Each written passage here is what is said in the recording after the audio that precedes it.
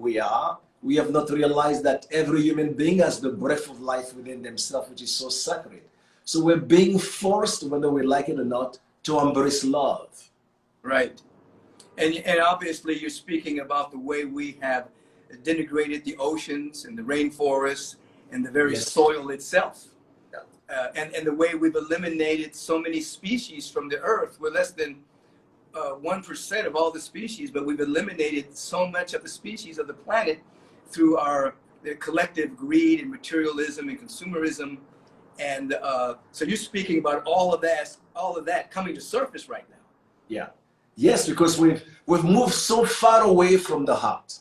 We've moved so far away from the soul.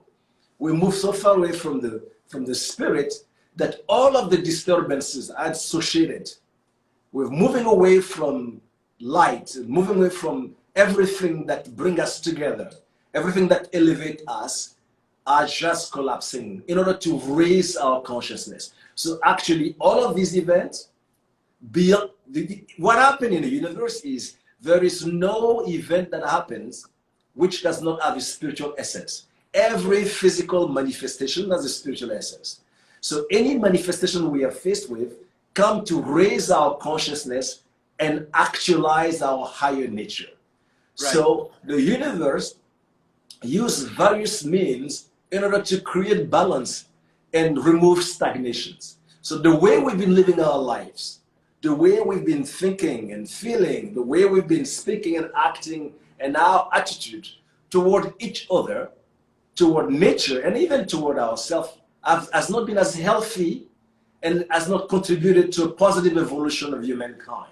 So the universe comes in order to create balance and then just remove any form of stagnations so that we may raise our consciousness and embrace what is important, which is the power of love, which brings us together and give us the life and the light, and then wisdom so that we may have the light in order to find our ways, and then freedom because the soul is always longing for freedom. Absolutely. One of the things I've been saying, and I think this goes along with what you're talking about here, is that we're in an apocryphal moment, and that one of the meanings of the apocalypse is called lifting the veil, which is the name of our dialogue, our conversation, so we could actually see things that were hidden before. So when the current occupant of the White House was first elected by the Electoral College, I remember telling the people that he was an evolutionary trigger, that he was going to actually show what's being hidden in the collective psyche of our society. And that's basically happened. And all the things that are going on now, you're finding people waking up to what people of color have been experiencing for a long period of time. It's no longer hidden. It's now seen, so that once something is seen, it can be healed. We can rise to the level of what you're talking about. We can rise to the level of love. We can rise to the level of expanding our awareness. We can rise to the level of having a greater vision. We can rise to the level of walking toward that vision, so that the collective consciousness changes. Whereas before, if you don't see it, you kind of ignore it. Now we can't ignore anything. You can't ignore what we're doing to Mother Nature. We can't ignore what people are doing to each other in a very inhumane way. None of that can be ignored now. So something has to happen, you see. This is so true. It's what is happening is so interesting because it's a high opener. What is happening is awakening us, so that we may move beyond our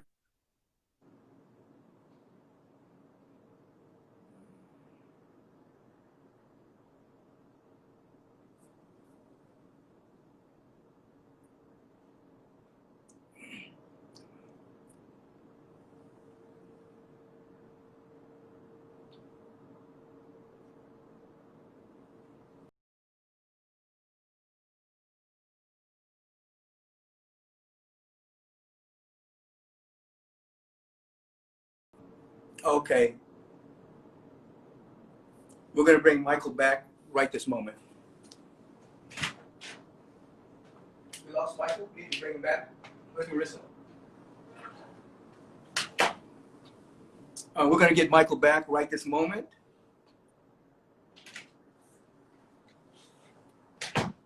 kind of froze and then you disappeared.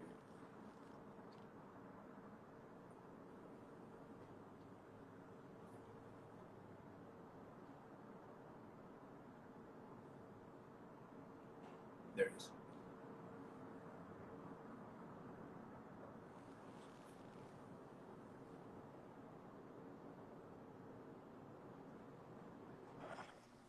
Yes. I thought the beach took you away. I know. But it got stuck for a moment and then you disappeared. So finish that last thought again. You were onto something. I was saying that we have to do something about our sense of identity. As human, we have a tendency to help people we identify with. If we identify with our family, we only help our family. If I identify with people of our country, they're the only one we help because we can relate to them. If we identify with a particular continent, they're the one we help. So our sense of identity is extremely limited. And we're moving in an age now where we have to expand our sense of identity. We need to identify with the entire human family. By identifying with the entire human family, the human family becomes an extension of us. So we don't have a problem with anything that is an extension of us. Right. So identity is so important. And many people in various circles, spiritual circles, are always talking about identity.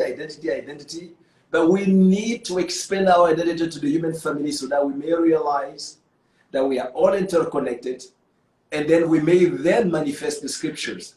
Not only should we love thy God with all thy heart, thy soul, and thy power, and thy mind, but we have to love thy neighbor as thyself. That in that way, all of the walls that we've created between ourselves, which are completely false, coming from false identifications, coming from false conditioning, can just fall down and melt away. And also the other thing we need to do is our sense of environment. We have not realized that it is impossible for us to be happy if people who are in our environment are unhappy. Right. The environment is so powerful that if I come home and the people at home are not happy, there is no way for me to be happy. If I extend my home to the entire world, right. If unhappiness is somewhere in the world, it's just a matter of time for it to come to us. So we need to extend our sense of environment and then just think about extending our loving kindness to others in our surrounding, so that we may create a platform for a world that is full of love and full of light. We have to light the way for others, and this is so needed. Absolutely. What you're doing, you're talking about expanding the definition of neighbor. To love your neighbor as yourself, that's not just the individual of your own kin or in your own local neighborhood. The word neighbor expands to every being on the planet, every sentient being and all species. It's all our neighbor in the world house called planet Earth. And we have to expand our little tiny myopic perception to actually embrace everyone as our neighbor. And then as we treat our neighbor as ourself, then you're talking about bringing humanity, bringing the human back into humanity. You're talking about bringing love, the love ethic back. And so this is where obviously spiritual practice is all about, to lift us to that level. Now you're the founder of Nam Yoga right here in LA. Yes. And you bring around, you bring music, you bring yoga and teachings to assist people in one, becoming integrated with their expanded identity, and then two, to be able to embrace everyone is a light, a flame from the central flame of all creation, but not as a metaphor, but as reality, you see. Yes. And this is what you know, and this is what I know. It's not merely prose or poetry, metaphor. This is real. The fact that we are all flames of the eternal light of the cosmos, you know. But so many people, their perception is just so small, and they're seeking to live in that small perception and eke out happiness, and that's an impossibility. Yes. This is where you're bringing us, brother. No, it is so important for us to be able to raise our consciousness, and this is where spirituality comes in. Because eventually, once you get to that stage, then eventually you express that spirituality in a form of making a difference in other people's lives. But working on ourselves is so important.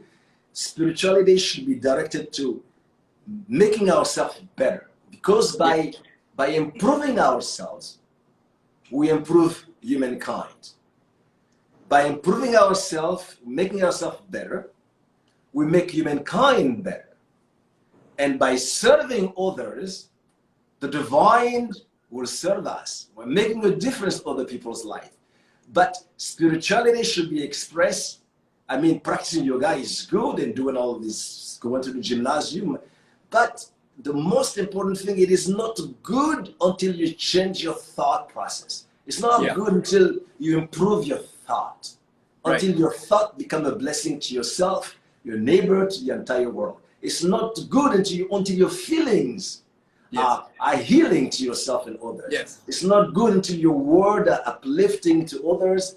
Until your word bring people together, uplift them, breathe life into them. Spirituality is not good until your actions are actions of light.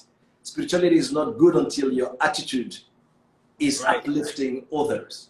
It's treating people as the manifestation of the great architect of the universe. So the way we think, the way we feel, the way we speak, the way we act, and the way we behave can contribute to a positive evolution of humankind, can uplift us, can raise our consciousness, and eventually we become a force for good in the world. We can become a blessing to the community, a blessing to the world, a blessing to all of those who cross paths with us. So our thoughts are important, especially now because of all the trauma that people are going through.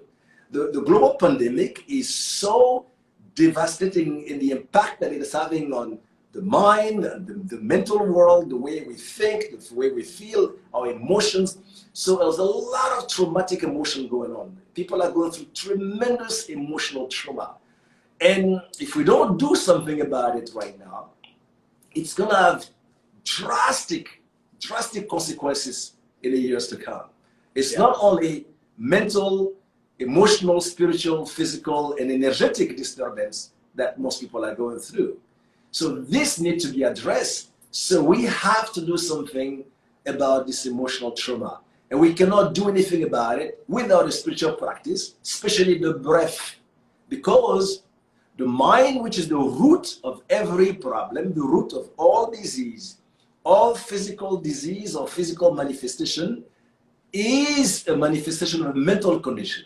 And in order to control the mind and have a sense of balance, as we're going through this global pandemic, we have to be able to have a relationship with the sacredness of the breath, which is the first thing we took when we were born. Because the mind always follows the human breath. So the breath is the king of the mind.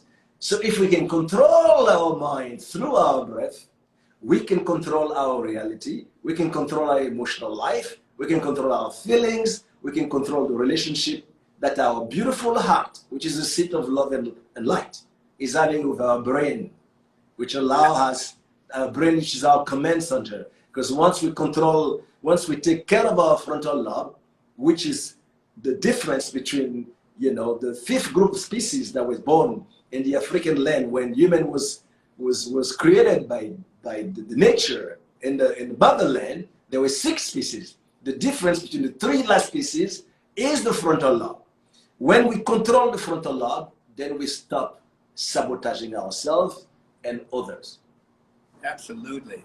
Now, what most people basically don't understand is that their mind basically has been imprinted and basically has a whole lot of debris there that has been garnered from the 5 senses. So the mind has been programmed not by ourselves, it's been programmed by the world, by heredity, by socialization, by whatever is popular going on in the world, and people are just living from that debris rather than living from their soul. So when you talk about breath work and learning how to work with the breath, and then you're dealing with the breath, you're dealing with different spiritual practices, you begin to program your own mind. So that is correct. So the mind becomes an avenue of awareness of truth rather than just imprinted, and then it leads to a level of fear and doubt and worry and anxiousness and anxiety and worst case scenarios. And that's where so many people live. So it comes back to spiritual practice. Yes. Which is what we're about. Spiritual practice is so important to take care of our emotional life, to take care of our feelings, to take care of, because the way we feel determine how we're going to think and what we're going to do. So we have to be able to control our feelings in a way that is healthy. But we will never be able to control our feelings until we control our emotional life, our emotions.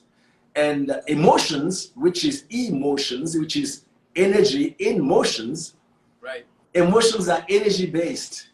So in order for us to change the energy, the emotional energy that we're going through, we need to have access to the human breath. And that has not to do with how much breath a person can take, but it has to do with bringing rhythm in our breath, because rhythm is the father of nature. And sound, which is the mother of light, is the mother of nature. When we bring rhythm to our breath, then the sound of our breath, which is the voice of our soul, will change. When the sound of our breath changes, and sound as the mother of light, and the breath, which is the seat of human consciousness, then our physiology is improved or shift in a way that is healthy. When our physiology shifts, our emotional life will shift. Then our feelings are completely in control. As a result, our heart, since the beat of the heart, the rhythm of the heart is the beat of the heart is the rhythm of the soul. By taking care of our heart, we take care of our brain, and eventually, like Mystic says, we start thinking with our heart, because the heart sees better than the eyes, right? And then feeling with our brain. Right. And the heart has more brain neurons than the brain itself. That is correct. so ultimately, we do want to think with our heart. We want to lead with our heart space, which is breaking down any sense of separation and allowing us to see life as it really is, rather than the misguided perceptions that we're carrying. This is exactly what we're trying to bring home to all of the people that are listening to us right now. Now, it's beautiful. I mean, the questions, you have no idea how happy I am just having this conversation with you, because it's incredible. And the beauty of bringing in the spiritual technology, that the lineage I come from, which uses sound vibrations as a means of shifting the vibration, because it is through vibration that things grows, things are born through vibrations, things grow through vibration, and things are destroyed through vibrations. Right. So vibration can generate health or disease. By knowing what to do with vibrations, it is possible to shift our vibrational frequency with sound vibrations in such a way to create a platform for balance, a platform to bring the mind in a place where we stop sabotaging ourselves and others. Right. Now you have CDs that do exactly that from a mathematical, spiritual point of view. That when you listen, because you gave me a set of them. When you listen to them, then they have the efficacy to actually shift our vibration by just being immersed in that sweet music that you produce. And you're doing this specifically to raise the vibration and to expand consciousness. Am I correct?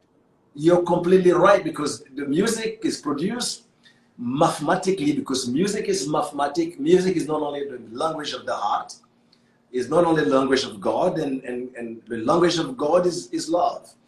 And when it is produced mathematically, it has the impact, even just by listening to it, because the ears, which correspond to wisdom, the eyes correspond to truth, and the mouth to love, but the ears are the entrance to our nervous system, our sense of equilibrium, and certain various important system in our body. The ears just take us straight into it.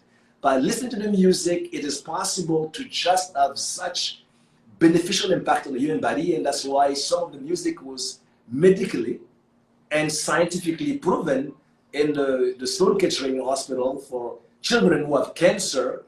It has been found to reduce the pain of children with cancer to a certain level just by listening to the music, just through the ears that go through the nervous system and the various systems of the body.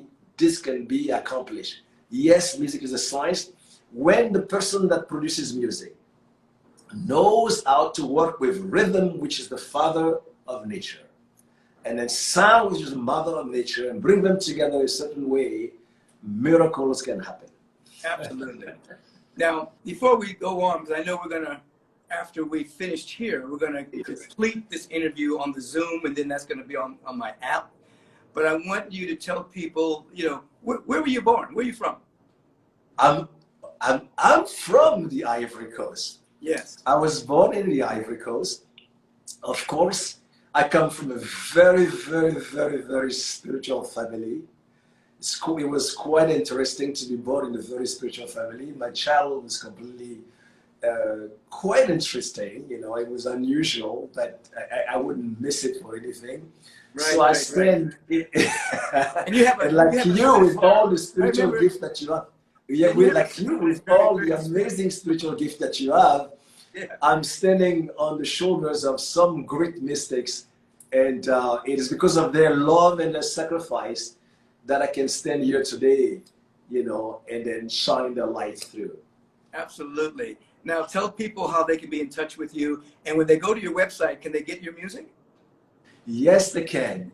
The easiest way, they can either go to rootlight.com, or they can go straight to josephmichaellevery.com. They'll find anything that they can about me. Or they can go, actually, the best thing, they can go on Instagram. Instagram is, I'm still learning all these things. Instagram is D as in David, R as in Robert, .levery, L-E-V-R-Y. Very good, very good. Yeah. Well, I have to tell you, I'm really enjoying this interaction because you know you're my brother and I love you so much, and I so enjoy the amazing work that you're doing and the difference you're making in so many people's lives, and you're doing it so from the heart, and you know all we do is to serve others, to make a difference in their lives. That's all we can do, and doing it with so much joy. We're planting seeds and lifting vibration, and what people don't understand sometimes, it's a joy to serve. It's a joy to be a vehicle for the presence of God. It's like the bliss and the ecstasy comes in service. You know, there's no I'm going to get bliss at the end of the rainbow. It's in the moment of serving that the bliss is right there. It's the activation of your potential. So I love my life. I love what I get to do. And I know you love your life. And I know it's just beautiful. People always ask me, how do I find divine love? And I say to them, divine love comes after service. Yes. At the moment a person starts serving, which is an extension of giving, then the manifestation of the greatest law of the universe, which is loving, just is bestowed upon them in their lives. Absolutely. Now, I'm going to sign off here. Okay. Because when we go to the next level of the interview, I want you to talk about Nam Yoga. Okay. A little bit more about your music. I want to talk a little bit more about your beginnings. And just to bring a little bit more light to who you are and some of the things that you're doing. So, Joseph, Dr. Joseph Michael Levery, thank you so much for being with me today. Absolutely appreciate you. Absolutely love you, brother. And I'll be talking with you shortly. I so appreciate you. I love you very much. Thank you. Bye. God bless. So listen, everybody. That was Dr. Joseph Michael Levery, beautiful soul, founder of Nam Yoga. And I hope you enjoyed the interview. We try to keep these Instagram interviews, conversations around 20, 30 minutes. And then we do the bonus on my app to go a little bit longer. We have found that sometimes people, they need a little bite-sized information. They don't want to go on for an hour or so. So when you go to my app, you go to michaelbbeckwith.tv, subscribe to the app, and then go to the App Store. Beckwith Inspires. Then download the app. And then you'll have an opportunity to see different moments of inspiration, things behind the scenes, extra points of the conversation of interviews. I'll be doing a virtual 3-day meditation during the month of October. You'll be able to sign up for that and be a part of that. I'll be doing a 1-day meditation shortly that's going to be free, just to help people come out of the fear and come into a deeper sense of who they are. You'll discover that on the app as well. That will be announced shortly. So other than that, thank you so much for tuning in. I'll be starting a class at Agape's University this month in about 3 weeks. You may want to go to the website, agapelive.com, sign up for the class. The price is very, very reasonable. And obviously it's going to be online, so everybody around the world can join in. Other than that, I'll see you guys on Sunday at 6:45 a.m. or 8:30 a.m. or 11 a.m. Those are the meditation times. And the services follow right after that at agapelive.com or my Facebook page or Agape's Facebook page. Shout out again to Dr. Joseph Michael Lebry, founder of Nam Yoga, for being with me today. You guys stay strong in the spirit. Don't get caught up in the fear.